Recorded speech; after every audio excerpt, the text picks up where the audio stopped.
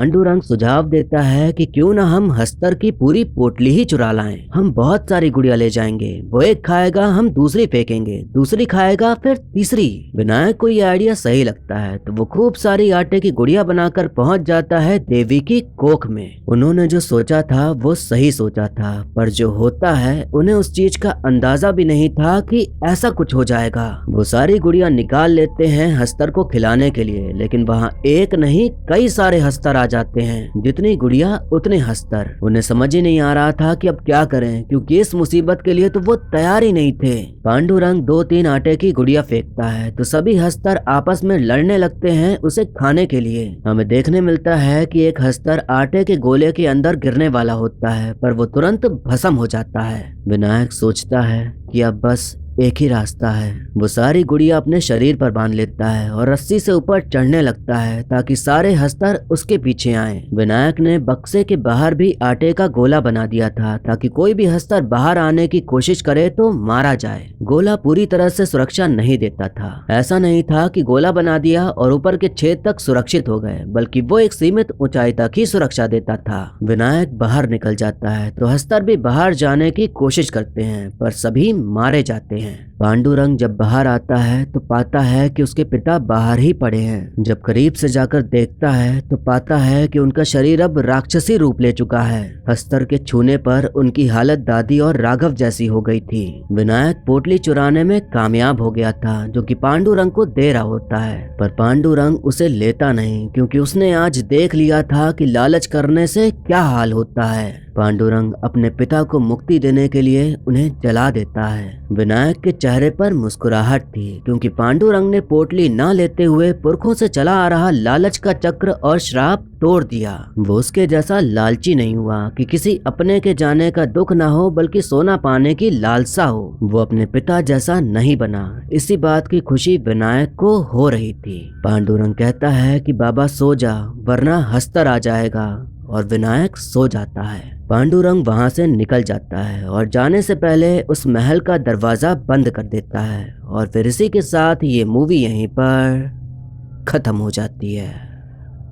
तो दोस्तों, इस फिल्म के जरिए हमें साफ साफ यही संदेश देने की कोशिश की गई है जो हमें बचपन से बताया है हर किसी ने, कि लालच बुरी बला है। लालच करोगे तो अंत बुरा ही होगा। इस पूरी लाइन पर यह मूवी टिकी हुई है। हस्तर लालची हुआ तो उसे सजा मिली कि उसे कभी पूजा नहीं जाएगा, उसका कहीं भी नाम नहीं होगा और अनाज कभी नसीब नहीं होगा। उसे हमेशा के लिए देवी की कोख में ही रहना पड़ा, कभी बाहर नहीं आ पाया। विनायक भी एक नंबर का लालची इंसान था, तो उसके साथ भी आखिर में बुरा ही हुआ। राघव के अंदर भी लालच आ गया था खुद से ही सारा खजाना लेने का, तो वो भी मारा गया, फिर चाहे जिस वजह से भी मारा गया हो सकता है कि पांडुरंग का भी हाल ऐसा ही होता, पर समय रहते उसने अपने विचार बदल लिए। वैसे एक सीन है जहां वैदेही राघव से कह रही होती है कि जो भी मेरे बारे में बुरा सोचता है वो मर जाता है। विनायक वैदेही को बिल्कुल भी अच्छे से नहीं रखता था, एकदम नौकरानी बनाकर रखा था उसे। तो अगर आप ऐसी बातों पर विश्वास करते हैं तो हो सकता है कि शायद विनायक की मौत इसलिए भी हुई थी क्योंकि वो वैदेही के लिए बुरा इंसान था। फिल्म के राइटर डायरेक्टर राहिल ने इस फिल्म को लिखना शुरू किया था 1993 में। उन्होंने ये कहानी अपने एक मित्र से सुनी थी, तो उसी से प्रेरणा लेके उन्होंने इसे लिखना शुरू किया। 1997 में उन्होंने पहला ड्राफ्ट लिख लिया जब वो सिर्फ 18 साल के थे। 2008-2010 के बीच उन्होंने 700 पेजेस का स्टोरी बोर्ड तैयार किया इस फिल्म का। कोई भी इस फिल्म पर पैसा नहीं लगाना चाहता था,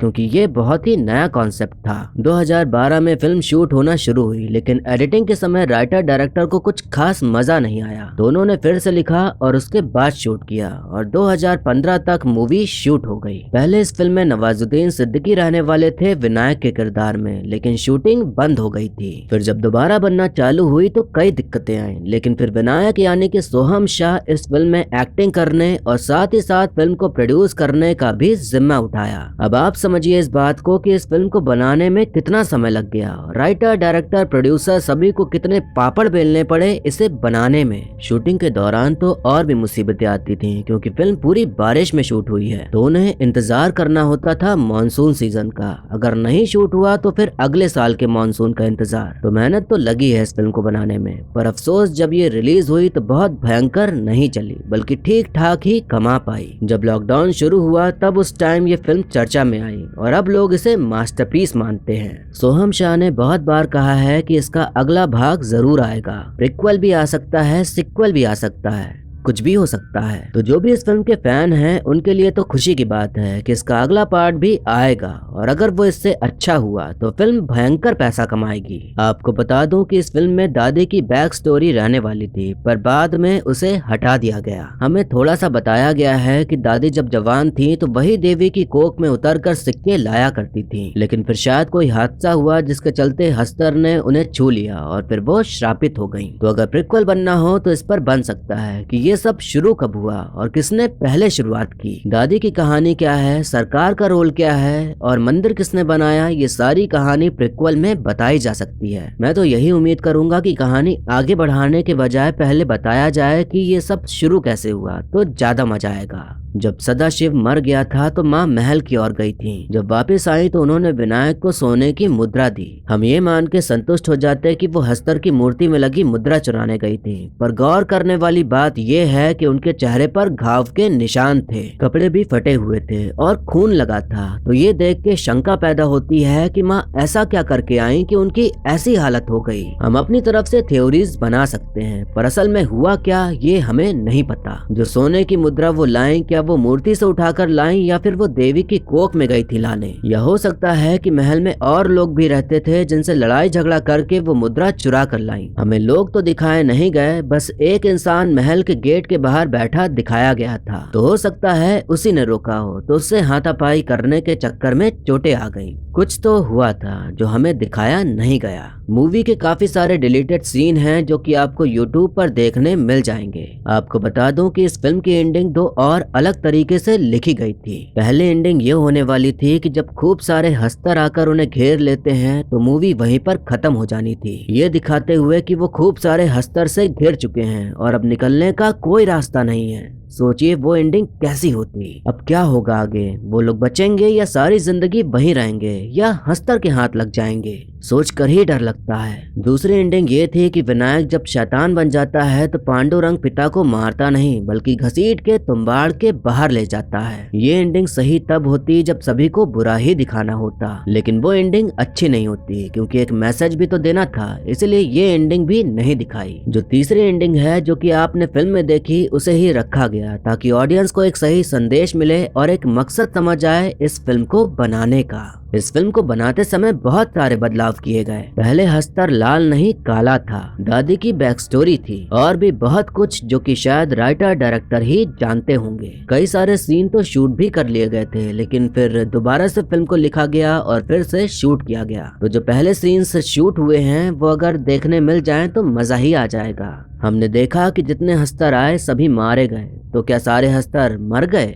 नहीं, वो जितनी गुड़िया ले गए उतने ही हस्तर आए। अब भी अगर कोई जाता है आटे की गुड़िया लेकर देवी की कोख में तो फिर हस्तर आएगा ही आएगा। हस्तर की जो मूर्ति बनी है उसमें वो अलग दिखता है और देवी की कोख में जो दिखता है वो अलग। तो जो देवी की कोख में है वो हस्तर ही है या फिर कोई और है? ये भी समझ नहीं आया कि उस पोटली में सोना बार बार आता कैसे था। क्या वो अपने आप भर जाती थी या हस्तर रोज खुद से भरता था कहीं से लेके? जब विनायक पोटली पकड़ा रहा था तो वो अंदर से हिल रही थी जैसे कि वो कोई जीवित चीज हो। तो यहाँ हम मान सकते हैं कि शायद पोटली अपने आप ही भर जाती थी सोने की मुद्राओं से। आपको क्या लगता है? आप कमेंट करके जरूर बताइए। यहाँ एक और बात ध्यान देने वाली है कि देवता कुछ न कुछ करके खुद से रोकते थे कि कोई सोना न चुराए और इस लालच के श्राप से बचे, जैसे सदाशिव का मर जाना और पांडुरंग को पोलियो होना। मतलब पीढ़ी दर पीढ़ी इस परिवार के किसी सदस्य के साथ कुछ न कुछ हो जाता था, पर फिर भी लालच खत्म नहीं होता था। ये फोटो देख के लग रहा है कि सरकार देख नहीं सकते, तो शायद ये भी एक तरह की बाधा है जिसके कारण वो कभी देवी की कोख के अंदर जा नहीं पाए। अब एक्टिंग की बात करें तो सोहम शाह ने बहुत बढ़िया काम किया है। उनकी एक्टिंग हर किसी को पसंद आई। अपने किरदार को अच्छे से पकड़कर उसे निभाया और लोगों के सामने प्रस्तुत किया। सदाशिव, विनायक का बचपन वाला बच्चा और पांडुरंग तीनों ही बच्चों ने बहुत ही बढ़िया काम किया है। मोहम्मद समद ने पांडुरंग का किरदार निभाया और दादी का किरदार भी उन्होंने ही निभाया है। तो सोचिए कितने बढ़िया कलाकार लिए गए थे इस फिल्म में। मैं चाहूंगा इस बच्चे को फिर से लिया जाए अगले भाग में, क्योंकि ये डिजर्व करता है। बाकी सभी कलाकारों ने भी अपने किरदार को काफी अच्छे से निभाया। विनायक जो गुड़िया बनाता था वो एक सीमित आकार में होती थी। उसे जब पता था कि हस्तर जब खाने में व्यस्त रहता है तभी सोना भी चुराना है और ऊपर भी चढ़ना है, तो वो बड़ी गुड़िया क्यों नहीं बनाता था। बड़ी गुड़िया मतलब हस्तर को खाने में ज्यादा समय लगना और फिर ज्यादा सिक्के उठा पाना, तो उसने ऐसा क्यों नहीं किया। एक गुड़िया डालो तो एक ही हस्तर आता था, तो ये किस तरह का नियम था हस्तरों के बीच कि सब नहीं जाएंगे, एक ही जाएगा। और क्या पहले किसी ने भी ऐसा ट्राई नहीं किया था क्या दादी को नहीं पता था कि ऐसा भी कुछ होता है। इन सारे सवालों के जवाब तभी मिलेंगे जब तुम्बाड़, देवी की कोख, हस्तर का मंदिर बनना, इन सभी का इतिहास बताया जाएगा। तो बस इंतजार है इसके अगले भाग का। मैं और भी ऐसी ही अच्छी मूवीज की एक्सप्लेनेशन लेकर आने वाला हूँ। तो आप लोग अगर अच्छी मूवीज देखना पसंद करते हैं तो इस चैनल से जुड़े रहिए। नहीं जुड़े हैं तो चैनल को सब्सक्राइब करके आप हमारा हिस्सा बन सकते हैं। कमेंट करके जरूर बताइएगा कि आपको मूवी की कहानी और मेरा एक्सप्लेन करना कैसा लगा। आप वीडियो को लाइक या डिसलाइक करके भी अपनी भावनाएं प्रकट कर सकते हैं। बाकी अब मिलते हैं अगली वीडियो में, तब तक के लिए टाटा, बाय बाय और नमस्ते।